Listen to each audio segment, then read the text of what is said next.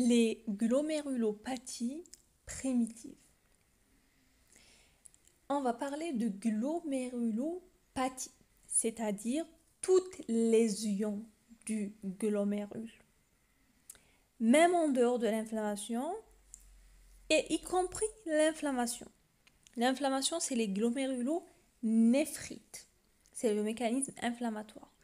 Mais quand on parle de pathie, ça englobe tout. Très bien. Donc là, vous voyez sur cette coupe macroscopique un rein. C'est quoi en fait un rein? Un rein, c'est une pelote de vaisseau, tout simplement. C'est une pelote de vaisseau. Et on a les unités fonctionnelles des millions de néphrons dans chaque rein. Donc, ces unités fonctionnelles, c'est des vaisseaux avec une artère afférente et une artère efférente. Donc, ce qu'il faut retenir, c'est que quand je parle de glomérulopathie primitive, ça veut dire c'est une pathologie essentielle. C'est une pathologie idiopathique. C'est une pathologie primitive sans cause. Certes, il n'y a pas de cause identifiée. Il n'y a pas de relation cause à effet, contrairement à la secondaire où on peut l'attacher à une cause. Ici, il y a juste des facteurs de risque. Mais on parle de primitive.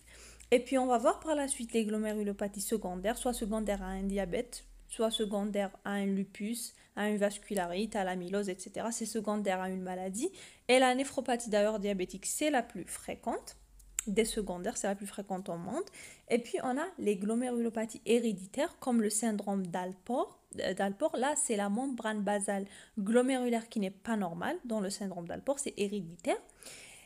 Voilà, c'est un peu les types de glomérulopathie. Donc, quand je parle de glomérulopathie, c'est par rapport à quoi? C'est la nature de la lésion qui va donner notre type histologique. Car auparavant, il faut savoir que la néphrologie, c'est une branche de l'histologie. Okay, elle est extraite de l'histologie. Donc, c'est la nature histologique qui va nous donner le type de glomérulopathie. Très bien. Donc là, le schéma n'est pas bien fait. Donc là, comme vous voyez sur mon schéma, vous voyez, on va faire un peu le glomérule normal. Donc, comme vous voyez, il y a d'abord la membrane basale glomérulaire avec les 3 feuillets ici, vous voyez. Et puis, on a donc un compartiment vasculaire en bas, endocapillaire, à l'intérieur des vaisseaux, à l'intérieur de la membrane basale glomérulaire, tout simplement, c'est l'endocapillaire. Vous avez 2 types de cellules. On a les cellules endothéliales, là où il y a la circulation juste en bas, et on a les cellules mésangiales, comme vous voyez les carrés, les petits carrés là. Donc on a terminé avec la membrane basale glomérulaire, les 3 feuillets, le compartiment vasculaire endocapillaire, et puis vous avez le compartiment extracapillaire. Extracapillaire, vous avez les podocytes, vous voyez, avec les pédicelles, c'est les pieds des podocytes, vous voyez ici. Et puis on a cette chambre urinaire, ce rang-là, cette chambre urinaire qui est tapissée par la capsule de Bowman ou bien les cellules épithéliales qu'on appelle capsule de Bowman. Et c'est de ça qu'on va parler par la suite. Voilà, donc ici c'est le schéma que je vous ai montré, c'est lui que vous allez visualiser. Donc on a les cellules épithéliales, les cellules endothéliales, les cellules mésangiales. Et puis, vous voyez ici, on a le rein. Le rein, c'est quoi? C'est le principal filtre de l'organisme. Donc tout ce qui est dans la circulation sanguine passe par le rein. Tout ce qui est dans le sang passe par le rein. On sait que les solutés de faible poids moléculaire peuvent passer, mais les protéines moléculaires supérieures à 60 kDa ne passent pas. Pourquoi? Car déjà, il y a le fort poids moléculaire. Les protéines, c'est pour ça qu'elles ne passent pas. Désolé. Et on a aussi, elles sont chargées négativement. Ok, elles sont chargées négativement. Donc là, c'est le glomérule. Voilà, là, je suis en train de parler de ça. Attendez. Voilà, là, je suis en train de parler de ça. Donc là, on a les protéines qui sont déjà chargées négativement et elles ont un poids moléculaire qui est élevé. Il faut savoir que la membrane basale aussi, elle est chargée négativement. Donc, puisque c'est négatif, ça ne passe pas à travers la membrane basale glomérulaire. Et quand il y a des fuites, dans quelques pathologies, il y a des fuites des protéines. Pourquoi? Parce que la membrane basale elle devient positive, donc elle va attirer les protéines. On va voir par la suite. Là, c'est les cellules dont je vous ai parlé. Là, c'est la pelote de vaisseau. On a l'artère référente. L'artère référente, c'est un peu schématisé. Ok? Donc là, comme on a dit, on a tout ce qui est interne, la cellule endothéliale vasculaire, la membrane basale avec ses trois couches, lamina rara, lamina densa et tout. Et on a l'externe, on a les podocytes, les pédicelles, comme je vous ai déjà montré. Pour l'appareil juxtaglomérulaire, on a toujours les artérioles afférentes. Juste retenez que l'appareil juxtaglomérulaire, c'est lui qui va produire la rénine. Et la rénine, elle a un rôle fondamental dans la régulation de la filtration glomérulaire. Elle a un rôle fondamental dans le système rénine-angiotensine-aldostérone. D'ailleurs, j'ai fait une vidéo sur le système rénine-angiotensine-aldostérone. Là, pour que vous voyez le schéma des podocytes à la microscopie. Et puis là, vous avez l'appareil juxtaglomérulaire. Ok, très bien. Donc, vous avez les tubes contournés proximal, distal et l'anse de Henle. Maintenant, il faut savoir que le diagnostic, retenez bien ça, des glomérulopathies se fait par la biopsie, par la ponction biopsique rénale, ce qu'on appelle la PBR. La PBR, elle a un intérêt donc de biopsier et elle a un intérêt thérapeutique. Donc pour prendre les précautions, il faut prendre les précautions avant de faire une ponction biopsique rénale, c'est-à-dire vous devez avoir un bilan d'hémostase correct, une tension artérielle correcte et pas de contre-indication. Donc il faut savoir que la ponction biopsique rénale, elle est systématique dans tous les cas. Il y a sauf un seul cas dont on ne va pas faire la ponction biopsique rénale, c'est l'enfant. L'enfant qui a une LGM. On va voir par la suite les types de glomérulopathie primitive. La LGM, quand on a les lésions glomérulaires minimes ou bien ce qu'on appelle la LGM, c'est une maladie, c'est une glomérulopathie primitive. C'est là, chez l'enfant, on ne va pas faire de ponction biopsique rénale car son évolution est anodine. Elle évolue très lentement, elle guérit à 21 ans et tout. Du coup, là, on ne va pas faire de ponction biopsique rénale. Ça, c'est entre parenthèses car c'est très important. Ok, c'est un point très important dans notre cours. Maintenant, cette étude du glomérule, quels sont les examens qu'on va faire pour réellement diagnostiquer notre glomérulopathie primitive? Un, c'est la microscopie optique. Deux, c'est l'immunofluorescence. Pourquoi? Pour rechercher s'il y a des dépôts, s'il y a des agglutinations qui vont nous orienter plus vers une pathologie ou vers une autre. On a la microscopie électronique. Attention, la microscopie électronique, c'est pour voir, c'est vrai, pour voir les structures de chaque membrane dans ses plus fins constituants, mais il faut savoir qu'elle est destinée à la recherche et certaines pathologies où on n'arrive pas à trancher et aussi dans le syndrome d'Alport. Ok, donc elle n'est pas du tout de pratique courante. Très bien. Maintenant, selon l'étendue, on va parler de lésions glomérulaires segmentaires, quand c'est juste une partie du glomérule, généralisée quand c'est tout le glomérule, focale quand c'est quelques glomérules et diffuse quand c'est tous les glomérules. Donc on va parler de lésions segmentaires, c'est une partie du glomérule qui est touchée, contrairement à la totale. On va parler de locale quand c'est un groupe du glomérule.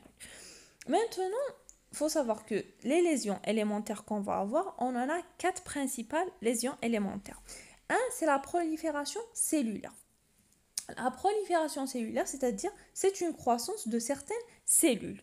On a vu le schéma, vous retenez la chambre urinaire, en haut de la membrane basale, vous avez vu le rang là, le cercle là, la chambre urinaire. Quand il y a par exemple une prolifération de la capsule de Bowman ou bien des cellules épithéliales de la chambre urinaire, il y a beaucoup de cellules pariétales, beaucoup de ces cellules-là qui vont se multiplier, qui vont proliférer, ça va boucher la chambre urinaire, ça va boucher la production des urines primitives. Là, on aura une anurie. Eh bien, c'est un type de glomérulopathie primitive qu'on va voir par la suite qui aura ce type. Parce qu'on va voir par la suite, il y aura des glomérulopathies primitives prolifératives. Donc, c'est causé par la prolifération des cellules. On va voir par la suite qui ne sont pas du tout, heureusement d'ailleurs, fréquentes. Et puis, on va voir les glomérulopathies non prolifératives qui sont plus fréquentes. On va voir par la suite. Deuxième type de lésion élémentaire, c'est la sclérose ou bien ce qu'on appelle aussi la fibrose. C'est le stade final, il n'y a pas de retour en arrière, c'est la mort cellulaire. Le glomérule, dans ce cas-là, il va prendre l'aspect de croissant en pain à cacheter, de croissant capillaire, scléreux, dur. Plus c'est nombreux, plus le pronostic est sévère, plus la fonction rénale se perd. Et puis on a troisième type de lésion, c'est les dépôts d'immunoglobulines, soit d'IgG, d'IgM, d'IgA. IgA, c'est la maladie de Berger. La maladie de Berger, c'est des dépôts d'IgA. Elle est très très très importante à retenir dans ce cours.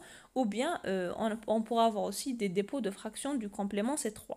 On a aussi des dépôts non immunologiques, ça c'est plus dans la secondaire, soit des dépôts hyalins, celle-là elle est primitive, hyalino-segmentaire focal, l'HSF. L'HSF c'est la bête noire des néphrologues. On a les dépôts amyloïdes, c'est secondaire, et le dépôt de protéines et tout dans le diabète aussi, c'est secondaire. Donc les deux derniers cas, c'est secondaire. Le premier cas, c'est primitive. Très bien. Donc la classification, elle va se faire selon l'histologie. C'est ce que vous devez savoir, c'est l'histologie. C'est la ponction biopsique rénale qui va faire le diagnostic et qui va faire la classification. Donc là, on commence par... Très bien, donc je commence par les glomérulopathies primitives, non prolifératives. Donc comme je vous ai dit, il y a un groupe des non prolifératives, le pronostic il est plus ou moins bon. Et on a les prolifératifs. Les prolifératifs, le pronostic est très mauvais. En 24 à 72 heures, il peut perdre sa fonction rénale. Donc là, on doit donner des corticoïdes à forte dose par voie parentérale en 48 heures. Il faut diagnostiquer avant la 24e heure, avant donc 24 heures. Et elles ne sont pas nombreuses. Heureusement, les prolifératives elles ne sont pas vraiment nombreuses. Donc, on va commencer par les non prolifératives. Il faut savoir que dans les non prolifératives, on a 4. On a la LGM, donc les glomérulopathies à lésion glomérulaire minime. L'HSF, c'est la hyalinose segmentaire focale. On a la GEM, on va la voir par la suite, et le Berger, la maladie de Berger par dépôt d'IgA. On a 4. Donc, retenez que déjà la LGM et la GEM, c'est un peu, on va dire, le contraire. La LGM, retenez low. Low, c'est-à-dire petit, bas. Donc, retenez que c'est plus fréquent chez le petit. Et la GEM, retenez que ça commence par le G, grand. Donc, c'est plus l'adulte, ok? Voilà, déjà, on va retenir ça, puis on va commencer. On va commencer par la LGM, qui est la glomérulopathie à lésion glomérulaire minime. C'est ça l'abréviation. C'est mondial, c'est... les Américains, les Français, les British, tout ce que vous voulez, tout le monde, c'est international. LGM, c'est-à-dire glomérulopathie à lésion glomérulaire minime. C'est comme ça qu'on l'appelle partout. Donc, épidémiologiquement, il faut savoir, comme je vous ai dit, c'est low. Moi, c'est comme ça que j'ai retenu. Low, c'est petit, c'est plus fréquent chez l'enfant. Donc, c'est la principale cause de syndrome néphrotique. J'ai déjà fait une vidéo sur le syndrome néphrotique si vous n'avez pas retenu ce que c'est. Donc, c'est la principale cause de syndrome néphrotique primaire. Ok, syndrome néphrotique primitif chez l'enfant. Voilà, chez l'enfant. 80% chez l'enfant, c'est très très fréquent chez l'enfant la LGM. Aussi, attention, quand on va faire les glomérulopathies secondaires, on va parler de LGM secondaire. Ok, donc c'est pour ça que normalement ici, on va ajouter syndrome néphrotique primaire. Donc pour le primaire, c'est la LGM. Chez l'enfant, c'est la plus fréquente. Elles sont rares chez l'adulte et à la prédominance masculine. Donc retenez plus chez le masculin et plus chez l'enfant. Et là, retenez que le syndrome néphrotique, dans ce cas, il est pur. Et d'ailleurs, tous les autres, je crois que c'est impur, mais la LGM, c'est pur. Très bien. Maintenant, pour le tableau clinique, j'ai dit que c'est un syndrome néphrotique pur. Pur, c'est-à-dire, on pourrait avoir des œdèmes à la clinique, c'est un syndrome néphrotique, mais il n'y a pas d'hématurie, pas d'HTA, pas d'insuffisance rénale organique. Attention, il faut préciser, ok, faut préciser que c'est l'organique qui n'est pas présent. Attention, l'insuffisance rénale fonctionnelle peut exister. Et aussi, il n'y a pas de complément sérique, elle est normale. Donc, pourquoi pas de complément sérique? Quand on parle des non prolifératifs, il n'y a pas de prolifération cellulaire aussi. Voilà, donc, retenez qu'un syndrome néphrotique pur, pas d'hématurie, pas d'HTA, pas d'insuffisance rénale organique. Parce que s'il y a un de ces critères-là, on ne parlera plus de pur, mais on parlera d'impur. Et les douleurs abdominales aussi sont fréquentes. Très bien. Maintenant, pour ce qui est de la ponction, d'abord le diagnostic de certitude. Ok, l'enfant, il faut savoir que c'est le type de description, c'est l'enfant. J'ai dit que c'est histologique, mais chez l'enfant, j'ai déjà dit qu'il n'y a pas de ponction biopsique rénale. C'est le premier message de toute la vidéo, que le syndrome néphrotique, parce que le syndrome néphrotique est pur, parce qu'il n'y a pas d'antécédents familiaux, parce qu'il n'y a pas de signes extra-rénaux, parce qu'il n'y a pas de complément sérique, parce que le complément sérique est normal. Donc, si vous avez ces 4 critères-là, vous n'allez pas faire de ponction biopsique rénale. Donc, le diagnostic, c'est l'histologie, mais puisque l'enfant, il évolue très bien sous traitement, il répond très bien à la corticothérapie, il y a une rémission, ça disparaît à 21 ans. À 21 ans, on ne la fait pas. La LGM primaire, primitive, pas de ponction biopsique rénale chez l'enfant, car il évolue bien. C'est la seule d'ailleurs où on ne fait pas de ponction biopsique rénale. Mais si LGM chez l'adulte, la ponction biopsique rénale, elle est systématique pour qu'on s'entende bien. Donc, ponction biopsique rénale, adulte, c'est systématique, enfant, pas ponction biopsique rénale. Très bien. Donc, après avoir fait la ponction biopsique rénale, chez l'enfant, on ne la fait pas, mais en étudiant, on a retenu qu'à la microscopie optique, on va avoir des glomérules optiquement normaux, et c'est la seule où on a des glomérules normaux à la microscopie optique. Donc, quand on a, faut toujours qu'elle soit un diagnostic d'élimination. Elle est sans dépôt à l'immunofluorescence et à la microscopie électronique. Donc, bien sûr, on ne continue jamais vers la microscopie électronique. Je vous ai dit que elle n'est pas de pratique courante. Ici, c'est juste pour voir d'où elle vient, cette LGM, dans l'histoire. Ça montre donc une rétraction des pieds, des pédicelles, des podocytes, les pédicelles. Donc, retenez toujours le schéma qu'on a vu au début. Vous voyez les pédicelles et les podocytes. Là, ils ne sont pas accolés à la membrane basale glomérulaire. Ils sont en haut. C'est un peu, ils flottent. Donc, ils ne se collent pas à la membrane basale glomérulaire. Donc, ça veut dire quoi? Ça veut dire que la membrane basale glomérulaire, comme je vous ai dit ici, elle est chargée négativement à l'état normal. Elle devient chargée positivement dans ce cas-là, parce que les pédicelles, ils flottent, d'où la fuite des protéines. Donc, on aura la protéinurie qui va expliquer notre syndrome néphrotique pur. Très bien. Le traitement, c'est le traitement déjà du syndrome néphrotique et la corticothérapie. La LGM, elle répond très bien à la corticothérapie. La lésion, elle disparaît. La charge de la membrane basale redevient négative. La protéinurie diminue. Elle ne laisse même pas des petites fibroses. Elle ne laisse aucune séquelle. Très bien. Donc, chez l'enfant, la corticothérapie, c'est 2 mg kg jour pendant 4 semaines. Puis, on a un schéma de dégression, comme vous voyez dans le temps, pour éviter l'insuffisance surrénalienne jusqu'à l'arrêt. Il faut savoir que le pronostic, 95% des enfants ont une rémission complète. Je vais dire même, on voit même des rémissions complètes à 1 semaine de corticothérapie, et au max à 4 semaines, on va voir ça. Donc 95% ces corticosensibles, ils sont très très très très sensibles et ils répondent très bien à la corticothérapie. Dans les cas où les 5% où on aura une corticorésistance, là on fait une ponction biopsique rénale. Pourquoi? Pour rechercher une association à une hyalinose segmentaire focale, à une HSF qui est une autre glomérulopathie primitive. Voilà, parce que dans ce cas-là, normalement c'est corticosensible, donc si c'est corticorésistant, dans ce cas, il faut passer à la ponction biopsique rénale, il faut rechercher une association, il ne faut pas passer à côté d'une HSF. Parce que là, s'il y a une HSF, on va compléter, on ne va pas donner que la corticothérapie. La corticothérapie, elle est donnée pour la LGM, mais pour la HSF, on donne l'immunosuppression. Des immunosuppresseurs. Il faut savoir que la cortico, c'est la cyclosporine, c'est l'immunosuppresseur. Après, il faut savoir que la corticorésistance, elle est plus fréquente chez l'adulte. On va voir d'ailleurs que la ponction biopsique rénale chez l'adulte, elle est systématique, que la corticorésistance, elle est plus augmentée chez l'adulte, que là, c'est plus de 12 semaines. C'est à partir de 12 semaines et on n'a pas de réponse à la corticothérapie qu'on pourra parler d'une corticorésistance. Elle est plus fréquente chez l'adulte. Maintenant, vous voyez, pour ce qui est des doses de la corticothérapie, chez l'adulte, c'est 1 mg kg jour. Bien sûr, avec un schéma de dégression. Et là, c'est en 6 mois, donc c'est plus lent. Chez l'enfant, on a vu que c'était en 8 semaines. Ça veut dire en 2 mois. Là, c'est en 6 mois. Mais là, normalement, vous allez me dire, si vous avez bien suivi, que chez l'enfant, on a mis 2 mg kg jour, or qu'il est petit. Et chez l'adulte qui est grand, on a mis 1 mg kg jour. Pourquoi cette différence-là? Au fait, c'est tout simplement parce que l'enfant, il est composé à 90% d'eau. Donc, la dilution, elle est donc plus augmentée. Donc, on va augmenter la dose, on va augmenter la concentration. Par contre, chez l'adulte, il est constitué de 70% d'eau. Donc là, ça ne va pas se diluer au point de l'enfant qui est constitué à 90% d'eau. C'est pourquoi on va donner moins de concentration en corticothérapie, tout simplement. On a terminé avec LGM. Retenez, c'est plus fréquent chez l'enfant. Il n'y a pas de ponction biopsique rénale chez l'enfant. C'est un syndrome néphrotique pur. La corticorésistance, elle est plus fréquente chez l'adulte. La corticosensibilité, elle est très très bien chez l'enfant. Voilà, très bien. Maintenant, on va passer à l'HSF, la bête noire du néphrologue. Les lésions d'HSF, elles évoluent inéluctablement vers l'insuffisance rénale chronique.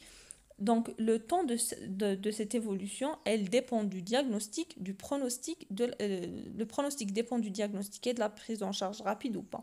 Donc, c'est quoi cette abréviation? C'est la hyalinose segmentaire et focale. Très bien.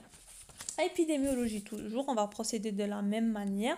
L'HSF, au fait, elle représente 10 à 15% du syndrome néphrotique chez l'enfant, c'est-à-dire c'est moins fréquent chez l'enfant par rapport à la LGM, par rapport à la low, comme je vous ai dit, le petit. La LGM, c'est l'enfant. C'est aussi fréquent donc chez l'adulte, c'est la même portion à vrai dire. C'est une lésion histologique, non une maladie. Elle peut coexister avec d'autres lésions. Le pronostic est mauvais. Il y a un terrain génétique qui est mis en jeu, un terrain de gènes, et c'est plus toujours chez le sexe masculin. Donc, cliniquement, on aura une protéinurie non sélective, c'est-à-dire quoi non sélective? C'est-à-dire c'est inférieur à 80% d'albumine, c'est-à-dire c'est pas de l'albumine dans la grande portion, c'est plus les autres protéines. Le syndrome néphrotique, il reste impur, comme je vous ai dit là, on va parler toujours d'impureté dans le reste des pathologies de glomérulonéphrite primitive. Donc là, elle pourrait s'associer à une hématurie, à une HTA, à une insuffisance rénale. Faux, bien sûr, préciser que c'est organique. Et le syndrome néphrotique peut être absent. Donc ce n'est pas obligatoire d'avoir ce syndrome néphrotique. Et s'il est présent, il faut savoir que c'est un facteur de mauvais pronostic. Il faut bien retenir ce mot que j'ai dit à la fin. Syndrome néphrotique est égal mauvais pronostic.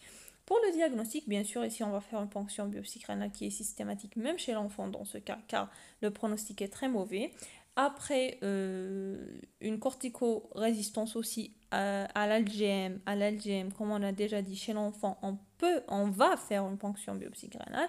Mais ici, dans l'HSF, c'est d'emblée. À l'LGM, c'est après corticothérapie et qu'il y a une résistance. Dans l'HSF, c'est d'emblée. C'est pas après traitement ou autre.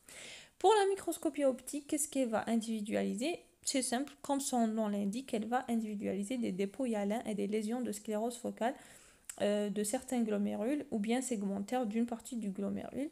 Donc pas tout, c'est juste une partie qui est atteinte dans ce cas. L'immunofluorescence, elle va trouver des dépôts d'IgM, d'IgG, voire du complément C3. Et il faut savoir, ça c'est important, que la prédominance des lésions, elle est au niveau des glomérules profonds. C'est-à-dire, quand on va faire la biopsie, on doit biopsier le profond, la profondeur du glomérule. Elle doit aller profondément. Sinon, on ne trouve pas et on passe à côté d'une HSF et c'est très grave. Ok. Donc, faut retenir. Là, j'ai un schéma, je vais vous le montrer. Vous voyez ici sur ce schéma, c'est le rein. C'est le glomérule, on va dire. Vous avez c'est le rein. On a la médula et la corticale. Le cortex et la médula. La médula, c'est à l'intérieur, le cortex, c'est à la superficie. Vous voyez, le cortex, il est comme ça entouré. Tout le cortex est entouré de glomérules. Et toute la médula aussi, là, c'est entouré de la glomérule. Là, vous voyez que 90% des glomérules, ils sont corticaux, ils sont superficiels. Et il n'y a que 10 à 20% qui sont profonds. Et là, il faut aller à la profondeur dans la biopsie. Très bien. Pour l'évolution, le pronostic de l'HSF, on a une évolution péjorative. Péjorative plus chez l'adulte. Plus chez l'adulte, on observe une insuffisance rénale chronique dans 75% des cas chez l'adulte et 25% des cas chez l'enfant. Heureusement, c'est moins fréquent chez l'enfant. Un syndrome néphrotique, s'il est présent, c'est mauvais pronostic, comme j'ai déjà dit. Et il y a une évolution inéluctable, comme j'ai dit, vers une insuffisance rénale chronique terminale. Et même si on fait une transplantation rénale, le risque de récidive sur transplant rénal est élevé. Ok? Donc, ce que vous devez retenir pour la HSF, on a terminé. La HSF, il faut retenir que c'est un syndrome néphrotique qui est impur, que la protéinurie est non sélective, que la ponction biopsique rénale est systématique, qu'il faut aller en profondeur quand on biopsie, que l'insuffisance rénale chronique, l'évolution péjorative est plus fréquente chez l'adulte, que syndrome néphrotique est également mauvais pronostic, qu'il y a une récidive élevée à la transplantation rénale. On arrive à la troisième glomérulopathie primitive non proliférative, qui est la GEM. La GEM, c'est un peu le contraire de la LGM. GEM, comme je vous ai dit, elle commence par le G, retenu que c'est plus chez le grand, chez l'adulte, c'est la glomérulopathie extramembraneuse. Donc, épidémiologiquement, c'est la première cause de syndrome néphrotique chez l'adulte. Comme on a déjà dit que la LGM est la première cause de syndrome néphrotique primitif chez l'enfant, ici, le contraire, comme je vous ai dit, la GEM, c'est la première cause de syndrome néphrotique primitif chez l'adulte. Elle est rare chez l'enfant, la prédominance est masculine, comme le cas de toutes les glomérulopathies. La clinique, il faut savoir que le syndrome néphrotique est impur, comme je vous ai dit, il n'y a que la LGM où on a un syndrome néphrotique pur. Toutes les autres, c'est un syndrome néphrotique impur. Ici, impur comment? Soit par la présence d'une hématurie microscopique dans la plus grosse part des cas, et puis on pourra aussi avoir ce critère d'impureté par la présence soit d'une HTA, soit d'une insuffisance rénale chronique, et généralement l'insuffisance rénale chronique, c'est une conséquence d'HTA. Bon, ça c'est important. Les thromboses des veines rénales, c'est une complication fréquente plus dans la GEM, plus. Très bien, elle est fréquente au cours de la GEM, les thromboses veineuses rénales, elles sont fréquentes. Retenez, thrombose des veineuses rénales, si on veut faire une abréviation, c'est la TVR. TVR, le T c'est TOL. TOL c'est grand. Donc retenez que la TVR c'est plus chez le grand, et le grand c'est la c'est la GEM. Donc GEM, TVR, TOL, grand. C'est présent chez le grand. Donc TVR, quelqu'un qui a la GEM, il peut faire fréquemment ces thromboses, c'est suite au syndrome néphrotique. Car le syndrome néphrotique, dans ce cas, il faut savoir qu'il est très intense. On va avoir des protéinuries à 10 grammes par 24 heures, voire à 20 grammes par 24 heures. Donc, il perd toutes ses protéines dans les urines. Donc, ça favorise les infections, les déficits immunitaires et les thromboses, plus. Très bien, le diagnostic, c'est toujours la ponction biopsique rénale, comme le cas de toutes les glomérulopathies, sauf la GEM, chez l'enfant. Donc c'est systématique. La microscopie optique, là on est bien sûr dans les non prolifératifs, donc il n'y a pas de prolifération cellulaire.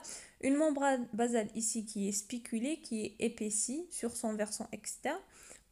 C'est-à-dire que là où il y a les pédicelles et les podocytes, vous avez comme ça comme des dents de scie, comme une... voilà, comme l'écriture du médecin, voilà, comme des dents de scie, comme ça. Tout de suite, il faut faire une immunofluorescence et voir les dépôts. Les dépôts ici, ils sont de nature IgG et C3 et complément C3, et c'est des dépôts extramembraneux, comme j'ai dit, au versant externe, là où il y a les pédicelles et les podocytes. C'est pas où il y a les capillaires et les cellules endothéliales et les cellules mésangéales. Très bien. Donc, le pronostic et le traitement, l'évolution, elle est variable. Dans 25% des cas, on pourrait avoir une disparition seule, spontanée. Dans 25% des cas, une rémission spontanée. Dans 50% des cas, par contre, on aura un syndrome néphrotique persistant, mais pas d'insuffisance rénale chronique. Et dans 25 des cas restants, on va avoir tout simplement une insuffisance rénale chronique. Donc là, c'est pas inéluctablement vers une insuffisance rénale chronique, comme le cas de l'HSF. Le traitement, il reste symptomatique, surtout antiprotéinurique, c'est-à-dire c'est néphroprotecteur. C'est les IEC et les ARA2. Quand on parle de néphroprotection, on parle d'IEC, d'inhibiteur de l'enzyme de conversion, et d'ARA2, d'antagoniste de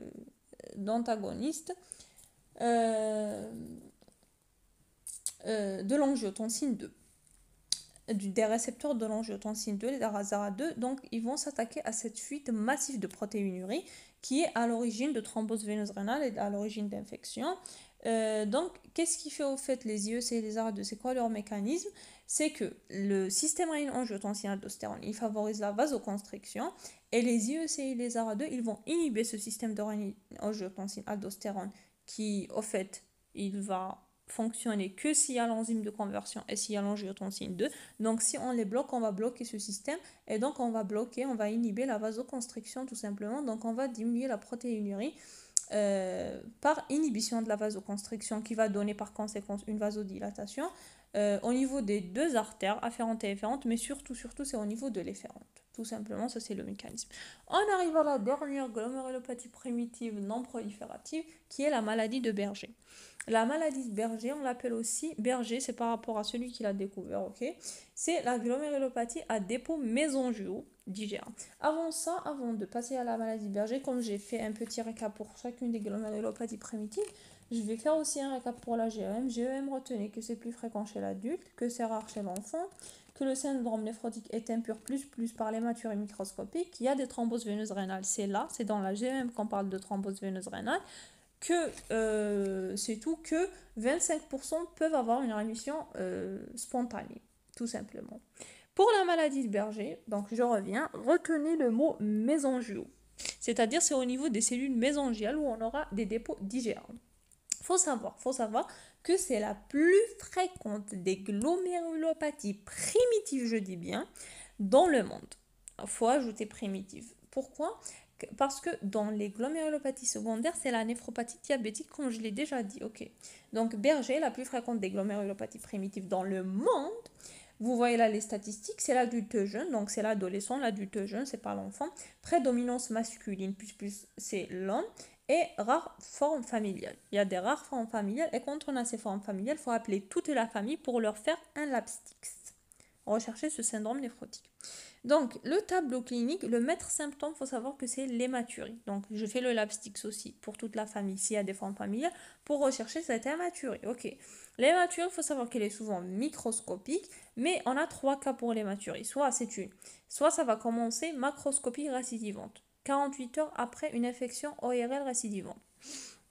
C'est pas la forme la plus fréquente, ok. Donc vous avez une infection ORL qui récidive et vous aurez une hématurie microscopique 48 heures après. C'est pas la forme la plus fréquente. Deuxième cas de figure, c'est l'hématurie microscopique isolée. Donc asymptomatique dans ce cas. Donc ce cas, c'est dans le cadre du dépistage, dans la médecine du travail, dans les scolarités, etc. Et le troisième cas, c'est l'hématurie microscopique plus la protéinurie. Donc dans ce cas, c'est la plus fréquente. C'est la forme la plus fréquente de Berger, c'est l'hématurie microscopique plus la protéinurie. Retenez ça, c'est important. Puis on pourrait avoir d'autres signes, plus ou moins. On pourrait avoir ces associations à d'autres signes comme le syndrome néphrotique, l'HTA, l'insuffisance rénale chronique, l'augmentation d'IgA sérique. Et là, retenez toujours que le syndrome néphrotique est toujours impur, vu qu'on a cette hématurie. Ok, donc là, vous avez HTA, IRC, tout ça, augmentation d'IgA sérique. C'est simple, c'est comme son nom l'indique, c'est des glomérulopathies à dépôt mésangiaux d'IgA. C'est des critères, tout ça, ces autres signes, s'ils sont présents, c'est des critères de mauvais pronostic. Ok. Il y a aussi le critère de mauvais pronostic et c'est très important de retenir les critères de mauvais pronostic d'une maladie de Berger. Il y a aussi la fibrose interstitielle et ou la présence de lésions vasculaires en plus des dépôts d'IgA. Tout ça, c'est des facteurs de mauvais pronostic. Je vais vous résumer. Et par la suite, il y a une planche qui résume bien les facteurs de mauvais pronostic de la maladie de Berger. Le diagnostic, toujours, c'est la ponction biopsique rénale systématique. À la microscope optique, on va retrouver une augmentation du mésangiome. Pourquoi? Parce qu'il y a ces dépôts d'IgA au niveau mésangial. À l'immunofluorescence, on aura des dépôts mésangieux généralisés, diffus d'IgA et du complément C3. Donc, mésangiome chargé, diffus, une inflorescence IgA, dépôt d'IgA. Très bien. Pronostic et traitement, la progression, elle est très lente. Ok, elle se fait jusqu'à 25 ans et tout. Il y a 3 facteurs de mauvais pronostic à retenir. Pour la maladie de Berger, ça, c'est une question d'examen. Ok. La première, c'est le syndrome néphrotique, ou bien ce qu'on appelle la protéinurie élevée. C'est la même chose. Deuxième, c'est l'HTA. Troisième, c'est la présence d'une fibrose interstitielle et ou lésion vasculaire à la biopsie. Lésion vasculaire et ou fibrose interstitielle. Retenez ça, c'est très important. Pour le traitement, il est déjà symptomatique et anti-protéinurique, ok, et néphroprotecteur. Néphroprotecteur, surtout quand la protéinurie elle est symptomatique et tout. Au stade d'insuffisance rénale chronique, on peut faire une transplantation rénale quand même, mais il faut savoir que la récidive elle est augmentée, mais on la propose, on n'a rien à perdre. Ok, donc pour résumer la maladie de Berger, c'est des dépôts mésangiaux d'IgA, il faut retenir ça. Il faut retenir que la forme la plus fréquente, c'est l'hématurie plus la protéinurie. La hématurie, elle est plus microscopique plus la protéinurie. Retenez les facteurs de mauvais pronostic de Berger qui sont l'HTA, le syndrome néphrotique ou bien protéinurie élevée et la présence d'une fibrose interstitielle et ou lésion vasculaire à la biopsie. Très bien. On passe au dernier chapitre des glomérulopathies primitives qui sont les prolifératifs. Le deuxième cas de figure, le deuxième groupe de glomérulopathies primitives, ce sont les prolifératifs qui sont dus, c'est-à-dire à la prolifération des cellules. C'est là, généralement, on ne donne pas de questions à l'examen sur celles-là. En fait, on a les glomérulopathies primitives. Soit, vous allez voir, on a deux. On a juste deux types qu'on a cités. Donc là, la première, c'est les glomérulonéphrites membrano-proliférative. Ça veut dire quoi? Ça veut dire membrane, ça veut dire quoi? Ça veut dire c'est la membrane basale glomérulaire. Et proliférative, c'est-à-dire il y a une prolifération au niveau de la membrane glomérulaire ou bien autour de cette membrane glomérulaire. Donc retenez, la GNMP ou bien la glomérulonéphritique membrano-proliférative, c'est-à-dire qu'on a deux membranes basales glomérulaires. Deux membranes basales glomérulaires, c'était une double membrane basale glomérulaire. C'est ce qu'il faut retenir. Donc c'est plus l'adulte. Il y a deux types. Il y a le type 1, c'est le plus fréquent que le type 2. Le type 2, c'est la maladie à dépôt dense. Donc là, c'est le type 2 qui est les deux membranes basales glomérulaires qui vont être accolées. La membrane basale glomérulaire, donc elle se dédouble et elle va craquer. Le syndrome néphrotique, il est impur par l'hématurie. On pourrait aussi avoir un syndrome néphrétique. Il faut faire la différence entre un syndrome néphrotique et un syndrome néphrétique. Le syndrome néphrétique aigu, qui est généralement précédé d'un épisode infectieux, en fait, c'est quoi le syndrome néphrétique aigu, bien ce qu'on appelle le SNA? C'est une installation brutale après 10 à 15 jours d'un épisode infectieux OIRL qui est fait des œdèmes palpébrales jusqu'à la généralisation, voire les anasarques et tout, et l'HTA. Bref. Donc, le diagnostic, c'est toujours comme dans tous les cas, sauf dans la GEM chez l'enfant, c'est la PBR qui est systématique. À la microscopie optique, vous aurez un épaississement de la membrane basale glomérulaire, comme je vous ai dit, un aspect de double membrane basale glomérulaire, et une prolifération mésangère. Le mésangère, c'est pourquoi on aura l'hématurie. Voilà, parce que c'est au niveau du compartiment vasculaire. À l'immunofluorescence, vous aurez des dépôts d'IgG, IgG, IgM, C3 et C4 pour le type 1 et dépôt juste du C3 pour le type 2. Bref, c'est pas très important. Le traitement est symptomatique, c'est le traitement du syndrome néphrotique, du foyer infectieux aussi, si le traitement, s'il persiste. Et puis, faut savoir que si ça évolue rapidement vers une insuffisance rénale, là, on pourrait faire la dialyse. Voilà. Par exemple, là, c'est contrairement au glomérulonéphrite aigu post-streptococcique. Les post-streptococciques, on a un pronostic favorable. Elles se normalisent spontanément. Mais là, dans les foyers là, infectieux, ORL et tout, là, dans le cadre de la double membrane qui sont causées, au fait, sans cause, il n'y a pas de cause, c'est primitif dans ce cas, le pronostic est assez mauvais. La dernière, c'est la glomérulonéphrite extracapillaire, ou bien ce qu'on appelle aussi, elle a un autre synonyme qui est la glomérulonéphrite rapidement progressive, ou bien ce qu'on appelle la GNRP. Là, c'est celle dont je vous ai déjà parlé. C'est la chambre urinaire. C'est les cellules épithéliales qui vont se proliférer et qui vont donner une anéurie. Il faut savoir que c'est une urgence diagnostique et thérapeutique. C'est elle qui étouffe la chambre urinaire par la prolifération cellulaire épithéliale dans la chambre. En fait, le diagnostic est histologique toujours par la ponction biopsique rénale. Elle va donner ces croissants extracapillaires parce qu'il y a une prolifération au niveau extracapillaire, au niveau voilà, du compartiment extra, pas à l'intérieur des vaisseaux. On aura la prolifération des cellules épithéliales au niveau de la chambre urinaire, un afflux de cellules inflammatoires, un dépôt de fibrine, etc. On aura la nécrose, c'est pourquoi c'est une urgence diagnostique et thérapeutique qui doit être diagnostiquée et traitée dans les premières 48 heures. Sinon, on va perdre une fonction rénale. C'est pourquoi on parle de rapidement progressif.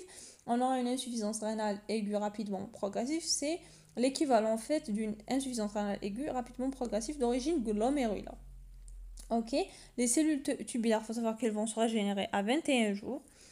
Voilà, donc c'est pourquoi là, c'est une urgence.